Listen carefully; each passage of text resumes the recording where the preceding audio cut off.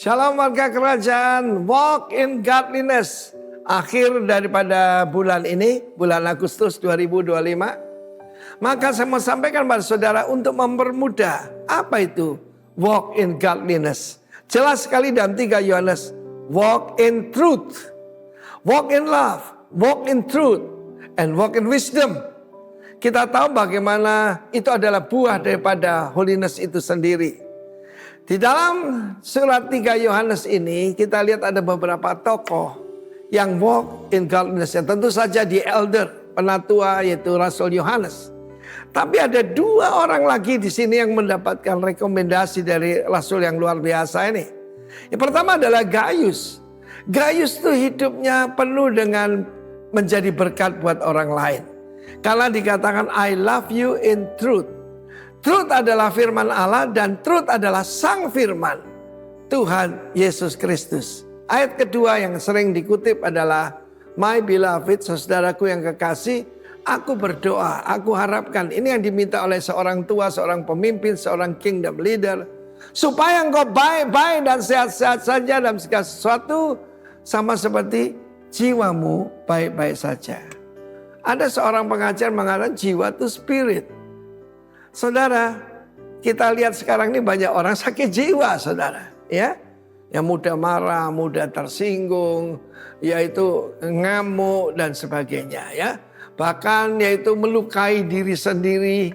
Dan hari-hari ini kita mendengar ada perdebatan, ada seorang yaitu diplomat muda yang diduga bunuh diri ataupun dibunuh orang. Tetapi ini sesuatu yang kompleks dan itulah keadaan dunia saat ini.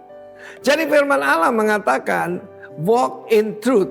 Aku sangat bersuka cita ketika beberapa orang lain, saudara datang memberi kesaksian tentang hidupmu ya Gaius dalam kebenaran. Sebab memang kau hidup dalam kebenaran. Tetapi tidak ada sukacita lebih bagaimana the elder mendengar anak-anakku hidup di dalam kebenaran. Anak-anak di sini adalah teknon. Teknon itu anak tapi panggilan kesayangan. Saya bisa membaca dan merasakan kasih Allah yang mengalir dalam kehidupan daripada hamba-hamba Tuhan ini. Satu lagi adalah seorang anak muda mungkin namanya Demetrius. Dia berasal dari penyembah berhala. Dari namanya kan kita tahu bagaimana dia itu dilindungi oleh Dewi Ceres atau Demeter. Itu gambaran daripada Gaia, Dewi Bumi. Tetapi firman Allah mengatakan semua orang memberi kesaksian yang baik tentang Demetrius. Bahkan sang kebenaran sendiri memberi kesaksian demikian. Jadi sekali lagi walk in godliness adalah walk in truth. Dari mana kita tahu? Di dalam firman Tuhan. Karena itu hanya pelaku firman yang hidup di dalam godliness. Apa yang bisa dibuat agama? Sekali lagi agama itu cuma bisa membuat orang kurang baik jadi lebih baik. That's it. Tetapi firman Allah menjadikan kita orang benar. Haleluya. Menjadikan kita righteous. Dan jangan lupa righteousness is a gift. Dan kelimpahan kasih karunia membuat kita hidup dan berkemenangan. Bahkan memerintah di dalam kehidupan ini. Karena itu semua warga kerajaan pastikan. Dalam 3 Yohanes kita merasakan kasih. Dan kebenaran itu ternyata sederhana sekali. Yaitu saudaraku reality. What is the reality of your life and mine? Firman Allah menjelaskan kita menyembah Sang Bapa dalam roh dan kebenaran. Kebenaran apa? Realitas, reality. Luar biasa. Saudaraku, memang kerajaan Allah saat ini itu invisible, tidak kelihatan. Tapi melalui kehidupan saudara, keluarga kita, yaitu komunitas kita, orang bisa melihat bahwa sungguh Allah itu ada. Dan sungguh kita adalah putra-putri dari yang Maha Tinggi. God bless you. Walk in truth. God bless you. Amen. Shalom. Ya, bersyukur pagi hari ini kita dapat kembali berkumpul bersama untuk memuji, memuliakan nama Tuhan. Dan tiba saatnya kita akan mendengarkan serta merenungkan firman Tuhan. Ya.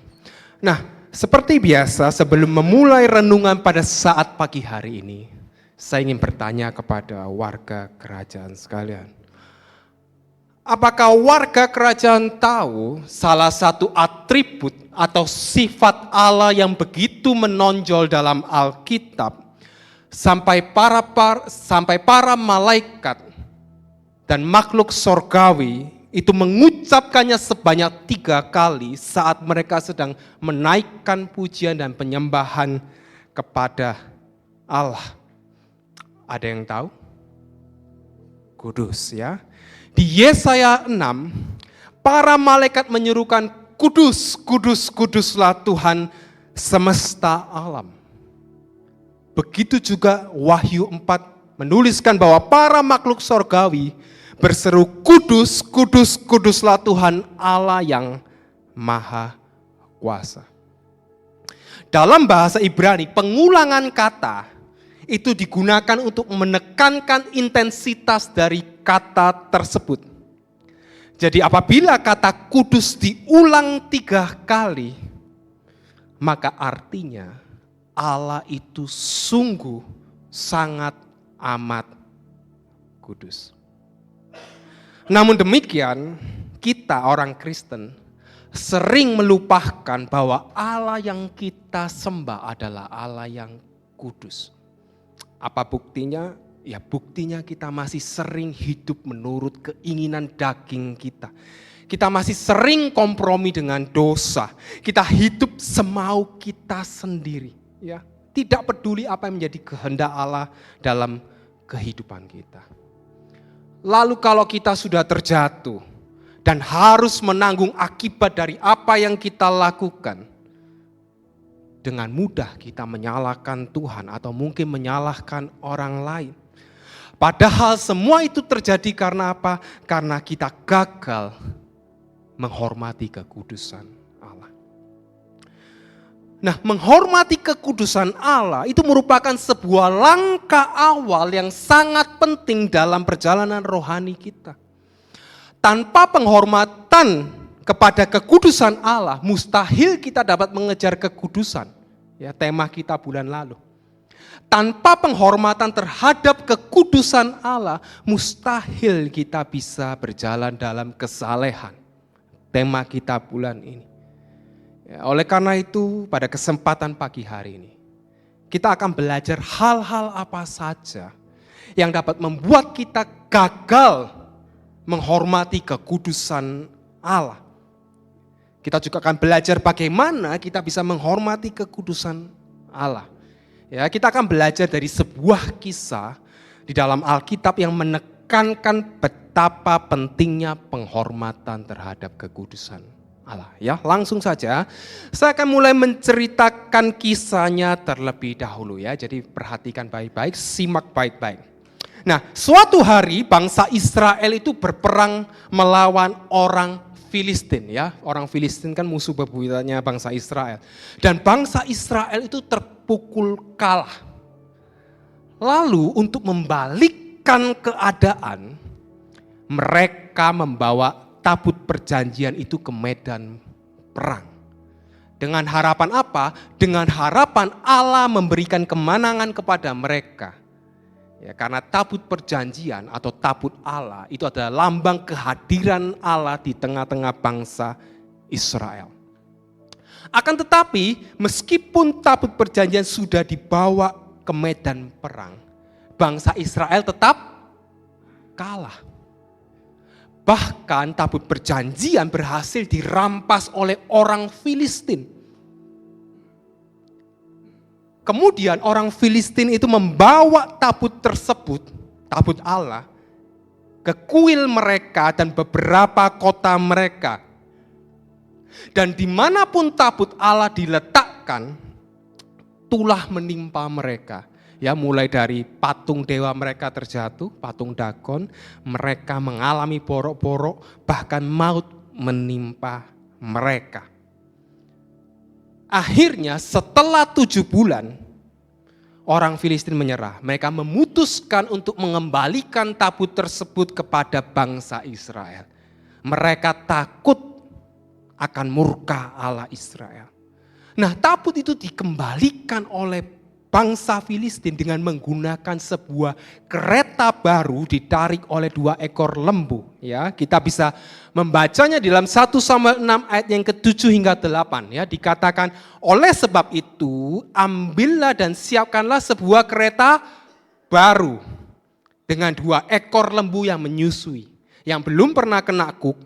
Pasanglah kedua lembu itu pada kereta, tetapi bawalah anak-anaknya kembali ke rumah, supaya jangan mengikutinya lagi. Kemudian ambillah tabut Tuhan, muatkanlah itu ke atas kereta.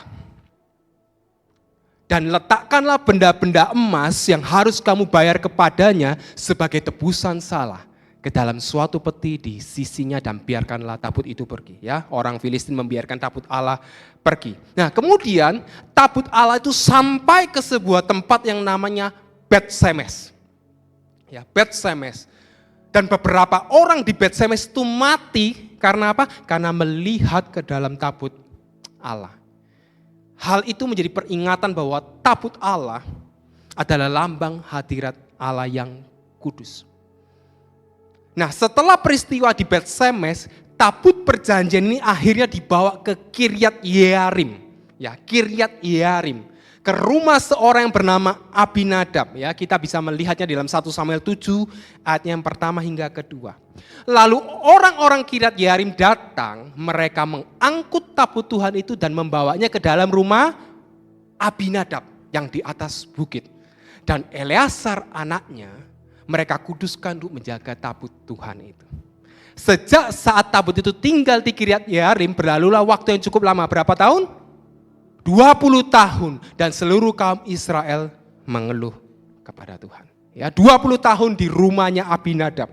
Nah, setelah 20 tahun berlalu, ketika Daud memerintah sebagai raja, Daud memutuskan untuk membawa kembali tabut Allah yang di rumah Abinadab ini. Dibawa kembali ke Yerusalem. Ya, di dalam 2 Samuel 6 ayat 2 hingga 4 dituliskan, kemudian bersiaplah Daud, lalu berjalan dari Baale Yehuda dengan seluruh rakyat yang menyertainya untuk apa? Mengangkut dari sana tabut Allah yang disebut dengan nama Tuhan semesta alam yang bertahta di atas kerubim. Perhatikan baik-baik, mereka menaikkan tabut itu ke dalam kereta yang baru setelah mengangkatnya dari rumah Abinadab yang di atas bukit. Lalu Usa dan Ahio, anak-anak Abinadab, mengantarkan kereta itu. Usa berjalan di samping tabut Allah itu, sedang Ahio berjalan di depan tabut itu. Kemudian klimaksnya apa yang terjadi? Dalam 2 Samuel 6 ayat 6 hingga 7 dikatakan, ketika mereka sampai ke tempat pengirikan Nahon, maka Usa mengulurkan tangannya kepada tabut Allah itu lalu memegangnya karena lembu-lembu itu tergelincir. Maka bangkitlah murka Tuhan terhadap Usa. Lalu Allah membunuh dia di sana karena keteledorannya. Ia mati di sana dekat tabut Allah itu. Ya, sampai di sini dulu ceritanya ya. Nggak kalah seru sama drama silat Cina loh cerita Alkitab itu. Nah, sekarang kita akan menyoroti insiden yang menimpa Usa. Pertanyaannya, mengapa insiden Usa itu bisa terjadi? Kenapa? Ya jawabannya sih sederhana sesuai tema kita hari ini ya. Karena Daud dan secara khusus Usa gagal menghormati kekudusan Allah. Seharusnya mereka sudah tahu dengan jelas bahwa tabut perjanjian itu lambang hadirat Allah yang kudus. Sehingga tidak boleh diperlakukan dengan sembarangan. Andai mereka menghormati kekudusan Allah sebagaimana mestinya, maka peristiwa tragis itu tidak perlu terjadi. Nah, di momen ini saya ingin mengajak kita semua untuk merenungkan firman Tuhan. Sembari mengevaluasi kehidupan kita masing-masing. Ya, karena percuma kita belajar firman Tuhan kalau kita tidak aplikasikan dalam kehidupan kita. Mungkin ada hal-hal dalam kehidupan kita yang seharusnya tidak perlu terjadi. Namun itu terjadi karena kita gagal menghormati kekudusan Allah. Ingat, akan selalu ada konsekuensi ketika kita gagal menghormati kekudusan Allah. Oleh karena itu pada bagian awal ini kita akan belajar hal-hal apa saja yang dapat menyebabkan seseorang gagal menghormati kekudusan Allah. Ya, langsung saja yang pertama kita akan melihat di dalam 2 Samuel 6 ayatnya yang ketiga. Dikatakan apa? Mereka, dalam hal ini Daud beserta dengan anak buahnya menaikkan tabut Allah itu ke dalam kereta yang baru setelah mengangkatnya dari rumah Abinadab yang di atas bukit. Saya ingin bertanya kepada warga kerajaan, apakah memindahkan tabut perjanjian dengan menggunakan kereta baru adalah cara yang dikehendaki oleh Tuhan? Tidak. Menaikkan tabut Allah ke dalam kereta baru itu adalah cara orang Filistin. Ya, sebelumnya kita sudah membaca kan ya bahwa orang Filistin mengembalikan tabut perjanjian dengan menaikkannya ke atas kereta baru ditalik oleh 2 ekor lembu. Itu bukan cara yang diperintahkan oleh Tuhan kepada umatnya. Terus bagaimana cara yang benar? Kita bisa menemukannya dalam Bilangan 7 ayat 9. Ya, tetapi kepada Bani Kehat tidak diberikannya apa-apa karena pekerjaan mereka ialah mengurus barang-barang kudus yang harus diangkat di atas bahunya. Dilanjutkan Yosua 3:3 dan memberi perintah kepada bangsa itu katanya, segera sesudah kamu melihat tabut perjanjian Tuhan Allahmu yang diangkat para imam yang memang suku Lewi dan seterusnya.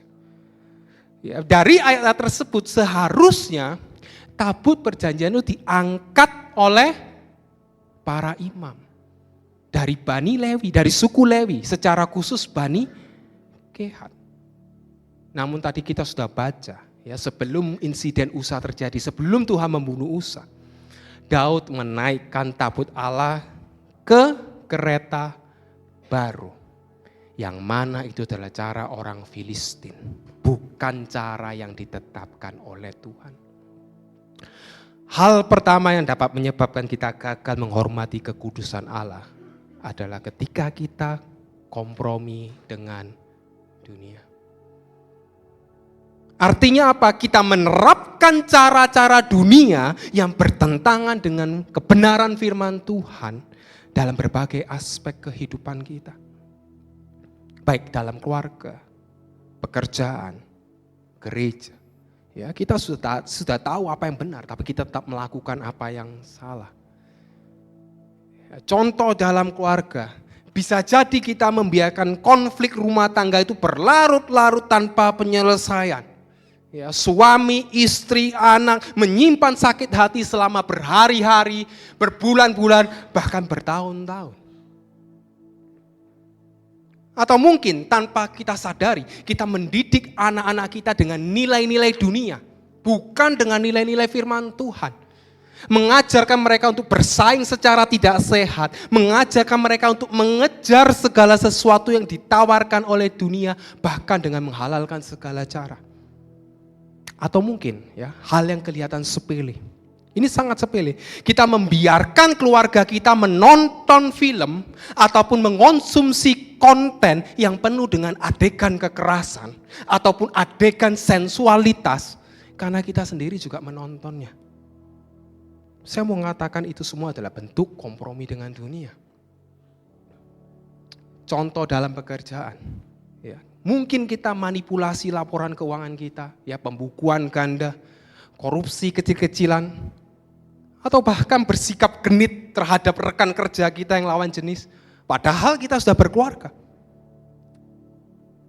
Bisa jadi kita menjilat atasan kita, menjatuhkan rekan kerja kita demi posisi.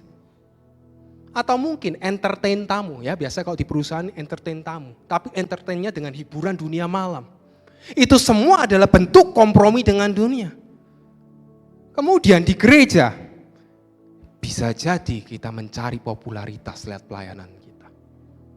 Bisa jadi pelayanan kita itu adalah ajang pembuktian siapa kita. Bisa jadi pelayanan kita untuk menunjukkan ini loh aku. Atau mungkin kita mengikuti arus dunia demi menarik banyak orang hingga akhirnya kita mengorbankan kebenaran. Itu pun bentuk kompromi dengan dunia. Sekarang coba kita renungkan ya. Apakah selama ini kita masih mengizinkan kompromi dengan dunia? Sekecil apapun itu terjadi dalam kehidupan kita. Kalau jawabannya ya, kita harus bertobat. Karena apa? Kadang kompromi itu sesederhana apa yang kita konsumsi melalui HP kita loh, beneran. Saya mau tanya deh ke warga kerajaan, andai apa yang kita lihat selama ini atau kita tonton di HP kita secara pribadi, tiba-tiba sama Tuhan ditayangkan di layar depan, gimana reaksi kita? Coba, bangga atau malu? Bayangkan, oh ternyata pelayan Tuhan yang dilihat itu ya. Oh ternyata konsumsinya hamba Tuhan itu ya. Oh ternyata konsumsinya jemaat Kristen seperti itu ya. Saya tidak tahu, hanya kita yang tahu. Artinya jangan sampai kita sudah tahu itu salah, tapi masih kita teruskan, masih kita gaspol. Karena ingat, kompromi dengan dunia akan membuat kita gagal menghormati kekudusan Allah. Sekecil apapun itu. Selanjutnya kita akan melihat hal yang kedua ya. Hal yang kedua kita akan membaca dalam 1 Samuel 7 ayat 2 dikatakan, sejak saat tabut itu tinggal di Kiryat Yearim, berlalulah waktu yang cukup lama, berapa tahun? 20 tahun. Ya, dan seluruh kaum Israel mengeluh kepada Tuhan. Nah, tadi kan ada Usa dan Ahyo ya, ingat ya. Nah, sekarang coba kita bayangkan andai umurnya Usa, usianya Usa itu 30 tahun. Andai, karena Alkitab tidak mencatat. Ya, anggap saja 30 tahun karena sudah dewasa. Nah, kalau usianya 30 tahun, maka artinya dari usia 10 tahun sampai 30 tahun, Usa hidup berdampingan dengan tabut perjanjian. Ya apa ya? Iya, karena apa? Karena tabut perjanjian tinggal di Kiryat Yearim, di rumah Abinadab, di rumah papanya Usa. Jadi artinya Usa itu sudah terbiasa bermain, terbiasa beraktivitas, terbiasa melakukan segala sesuatu, bekerja bahkan dekat dengan tabut perjanjian. Nah, dekat dengan tabut Allah atau tabut perjanjian yang melambangkan hadirat Allah. Saya mau tanya, itu bagus atau enggak sih? Bagus, ya sangat bagus, sangat baik. Tetapi kita harus berhati-hati. Supaya jangan sampai kedekatan itu membuat kita terbiasa hingga kita meremehkan hadirat Allah. Karena hal kedua yang bisa menyebabkan kita gagal menghormati kekudusan Allah adalah sikap terlalu familiar dengan Allah. Kita merasa kita sudah terlalu terbiasa dengan Allah. Sehingga tanpa disadari kita meremehkan keberadaannya. Mungkin kita bisa menyanyi, mungkin kita bisa memuji Tuhan, mungkin kita bisa berkhotbah, tapi hati kita meremehkan Tuhan. Kita bisa membohongi manusia, tapi kita tidak bisa membohongi Tuhan. Kita menganggap bahwa kehadiran Allah bukan lagi sesuatu yang sakral dan patut dihormati. Itulah yang menyebabkan Usa dengan enteng mengulurkan tangannya dan memegang tabut perjanjian. Usa berpikir bahwa kedekatannya selama 20 tahun dengan tabut perjanjian membuat dia layak untuk melakukan apapun yang ia mau terhadap tabut perjanjian. Kenyataannya, kedekatan Usa selama 20 tahun dengan tabut perjanjian tidak membuat Allah menoleransi tindakannya. Tidak. Ini menjadi pelajaran penting bagi kita. Kita semua orang Kristen bukan? Seberapa lama kita mengikut Tuhan? Seberapa dekat kita merasa dengan Tuhan? Seberapa hebat pelayanan kita? Tidak akan pernah bisa menjadi alasan bagi kita untuk meremehkan Tuhan. Lalu bertindak sesuka hati kita, seolah-olah kita sudah tahu persis apa yang Tuhan mau. Seolah-olah kita mengerti pikirannya Tuhan. Seolah-olah kita sudah sok kenal, sok dekat dengan Tuhan. Sekarang saya ingin mengajak kita semua merenungkan dan sungguh-sungguh menjawab pertanyaan yang akan saya sampaikan di dalam hati kita. Coba perhatikan baik-baik. Sudahkah kita terlalu familiar dengan Alkitab kita sampai kita merasa bahwa tidak membacanya setiap hari bukanlah masalah yang besar? Sudahkah kita terlalu familiar dengan beribadah di gereja sampai-sampai kita tidak lagi merasa bersalah ketika kita cenderung memilih hobi atau aktivitas pribadi kita dibanding beribadah? Sudahkah kita terlalu familiar dengan khotbah-khotbah yang disampaikan sampai-sampai kita merasa adalah hal yang wajar ketika kita bermain HP saat mendengarkan khotbah? Lalu kalau ditanya kenapa kita bermain HP, sudah tahu apa yang dikhotbahkan, sudah ngerti. Sudahkah kita terlalu familiar dengan pelayanan kita sampai-sampai kita merasa bahwa kita tidak perlu lagi membangun hubungan pribadi di luar pelayanan kita? Sudahkah kita terlalu familiar terhadap kehidupan kekristenan kita sampai-sampai kita merasa bahwa kita tidak perlu lagi melibatkan Tuhan dalam aspek kehidupan kita?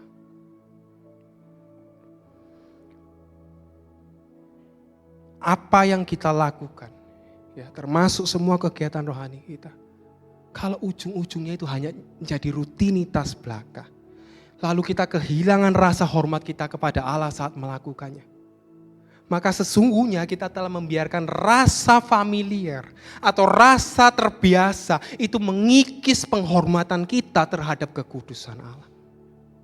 Kita merasa kita sudah terbiasa, merasa terbiasa ke gereja sudah biasa, dengar firman Tuhan sudah biasa, melakukan pelayanan sudah biasa, terbiasa. Sikap inilah yang membuat seseorang seperti Usa gagal menghormati kekudusan Allah. Oleh karena itu tidak heran seorang hamba Tuhan, A.W. Tozer, mengungkapkan, if the Holy Spirit was withdrawn from the church today, 95% of what we do would go on and no one would know the difference. Artinya apa? Jika Roh Kudus hari ini juga, detik ini juga ditarik dari gereja Tuhan, 95% dari apa yang kita lakukan akan berjalan seperti biasa. Dan menyedihkannya, tidak seorang pun akan tahu perbedaan. Kenapa? Karena semua dilakukan hanya kebiasaan. Kebiasaan ke gereja, mendengarkan khotbah, kebiasaan. Enggak ada lagi rasa hormat kita kepada Tuhan. Ya pokoknya minggu ke gereja, ya pokoknya orang Kristen sebelum makan doa. Oleh karena itu jangan sampai sekali lagi kita kehilangan rasa hormat kepada Allah. Hanya karena kita merasa terbiasa. Jangan biarkan yang namanya kedekatan atau kebiasaan itu membuat kita lalai menghormati kekudusan Allah. Sebaliknya ingat bahwa apapun juga yang kita perbuat, perbuatlah itu dengan segenap hati seperti untuk Tuhan. Amin. Kita perlu serius ya, kita perlu serius. Ya, waktunya sudah semakin dekat. Ya, waktunya sudah semakin dekat, kondisi juga nggak tambah baik. Ya, kita perlu menjadi orang-orang Kristen yang militan. Berikutnya kita akan melihat hal ketiga yang dapat menyebabkan kita gagal menghormati kekudusan Allah.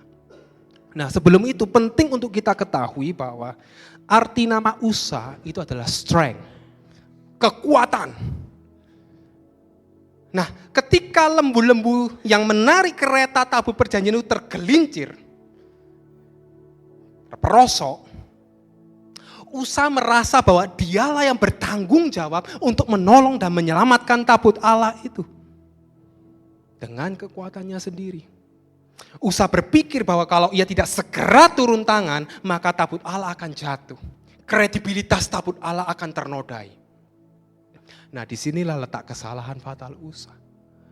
Usa berpikir bahwa dialah yang bisa menolong dan menyelamatkan Allah. Padahal justru Allah lah yang menolong dan menyelamatkan manusia. Usa bertindak gegabah, sok jadi pahlawan, karena ia terlalu percaya diri dengan kekuatannya. Pun semisal andai tabut Allah jatuh. Andai. Yang pertama, kira-kira bisa gak Tuhan buat sesuatu supranatural terus tabut Allah ngawang sendiri? Bisa. Pun semisal tabut Allah itu jatuh. Bagi Allah lebih baik tabut itu jatuh menyentuh tanah yang kotor dibanding tangan manusia yang tercemar oleh dosa. Dengan demikian, hal ketiga yang dapat membuat kita gagal menghormati kekudusan Allah adalah ketika kita mengandalkan kekuatan diri sendiri dalam hidup. Kita akan gagal menghormati kekudusan Allah saat kita berpikir bahwa segala sesuatu dalam kehidupan kita, baik itu keluarga, pekerjaan, pendidikan, pelayanan, akan berjalan mulus selama kita berusaha dengan segenap kekuatan dan kemampuan kita tanpa harus melibatkan Tuhan. Ketika kita gagal mengandalkan Tuhan dalam hidup kita, maka sesungguhnya kita gagal menghormati kekudusan Allah. Ya, sekarang mari kita renungkan kembali. Banyak di antara kita yang sudah berkeluarga, banyak di antara kita yang sudah bekerja. Dan saat kita berkeluarga, kita punya suami, punya istri, punya anak, mendidik anak kita, kemudian kita bekerja, kemudian kita melayani. Apakah kita masih datang kepada Tuhan dan berdoa, Tuhan, saya tidak sanggup melakukannya dengan kekuatan saya sendiri.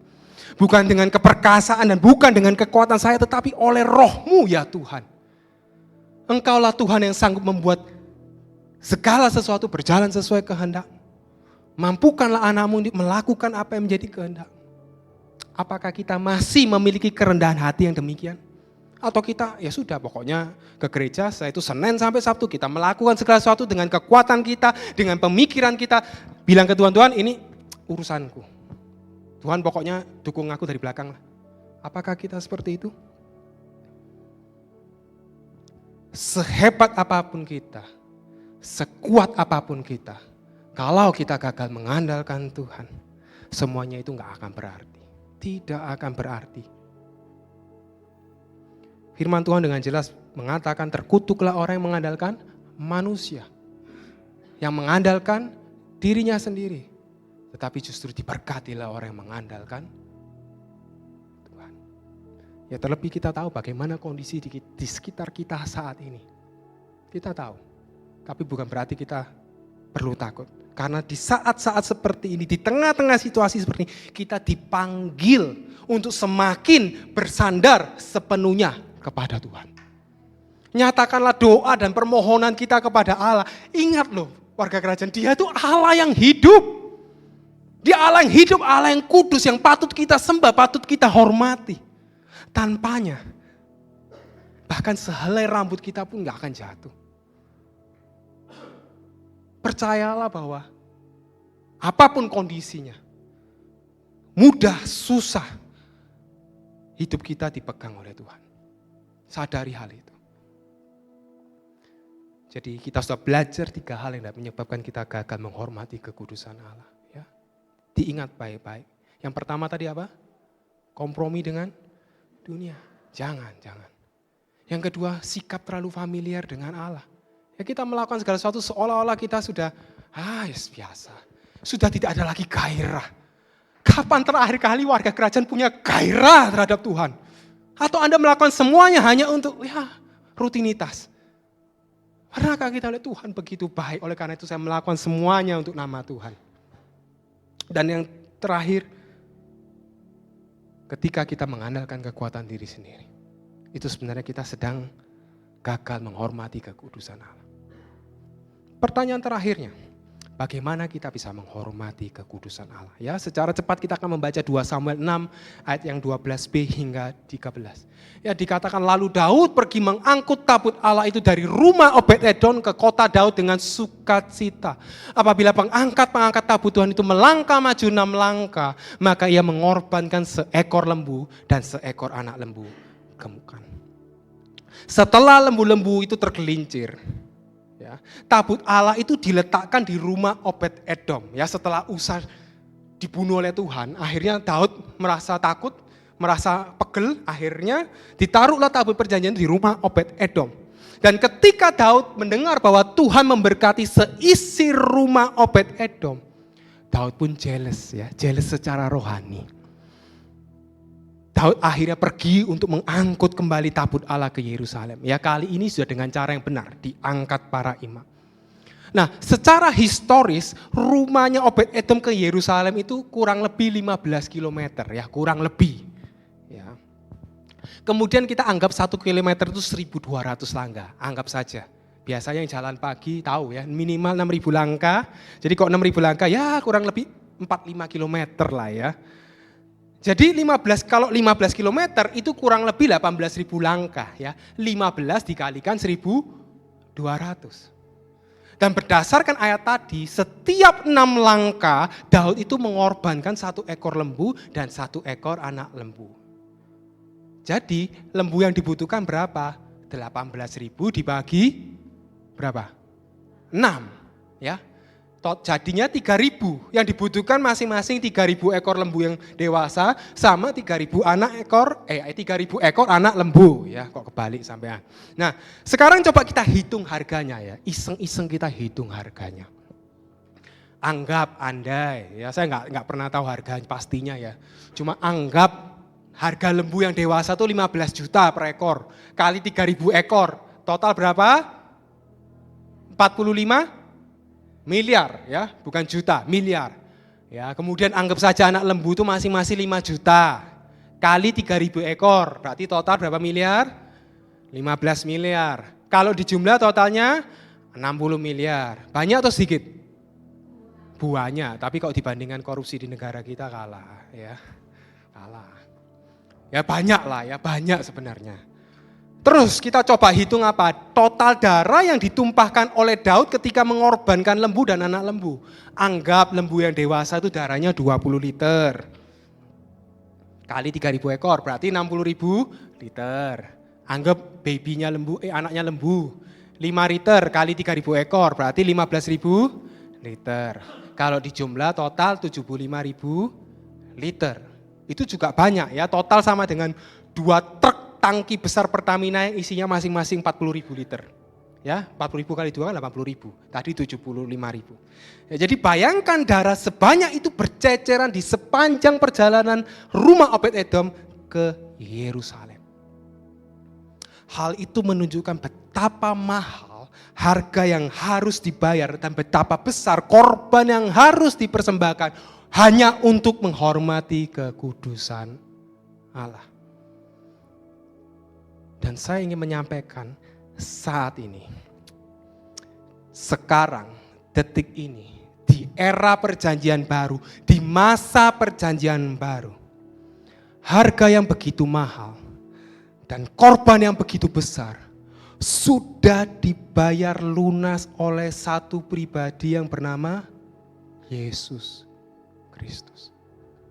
Sehingga satu-satunya cara terbaik bagi kita untuk menghormati kekudusan Allah, satu-satunya, nggak ada cara lain, adalah dengan terus memandang kepada Yesus dan mensyukuri semua karyanya dalam kehidupan kita.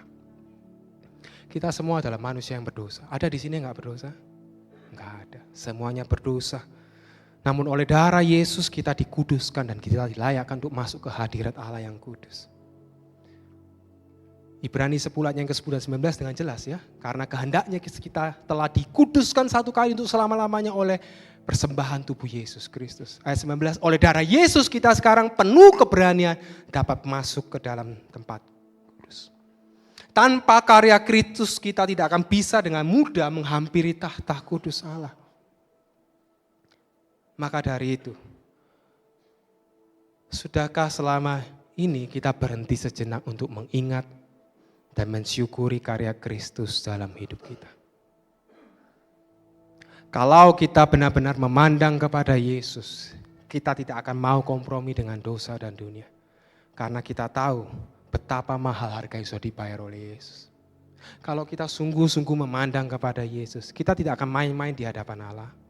Kita tidak akan merasa terlalu familiar, mungkin menyepelekan membaca Alkitab, menyepelekan ke gereja, menyepelekan melayani keluarga, menyepelekan mendengarkan khotbah. Kita nggak akan menyepelekan. Kalau kita benar-benar memandang kepada Yesus, kita tidak mungkin mengandalkan kekuatan diri sendiri dalam kehidupan kita. Warga kerajaan, apakah selama ini kita sudah menghormati kekudusan Allah? Atau sama seperti yang tadi saya sampaikan di awal, kita masih bertindak sesuka hati kita? Apakah selama ini kita sudah menjauhkan diri kita dari hal-hal yang bisa membuat kita gagal menghormati kekudusan Allah? Kalau belum, ini saatnya kita serius menghormati kekudusan Allah. Dengan cara apa? kembali memalingkan pandangan kita kepada Yesus. Enggak ada cara lain. Mengingat dan mensyukuri apa yang sudah Ia kerjakan dalam kehidupan kita. Ia telah menebus kita dengan harga yang sangat amat mahal. Yang dulu harus pakai lembu, anak lembu, kambing, domba, burung. Sekarang enggak perlu loh. Tapi apakah kita masih benar-benar menghormati kekudusan Allah? Saya berdoa kiranya kekudusan Allah itu bukan hanya sekedar menjadi pengetahuan di kepala kita. Oh ya, kita tahu Allah itu kudus. Tapi biarlah kebenaran bahwa Allah itu kudus menuntun kita untuk kita punya sikap hormat. Kita datang dengan sikap hormat kepada. Saya berdoa kebenaran bahwa Allah itu kudus memimpin kita untuk terus memandang kepada Yesus. Mengingat kembali. Pause sejenak dari kehidupan kita untuk Tuhan Yesus, terima kasih Engkau sudah mati buat saya. Engkau baik, tolong kami semua. Kita perlu berhenti sejenak untuk mengingat dan mensyukuri karya Kristus. Ya, kiranya Tuhan Yesus menolong dan memberkati kita.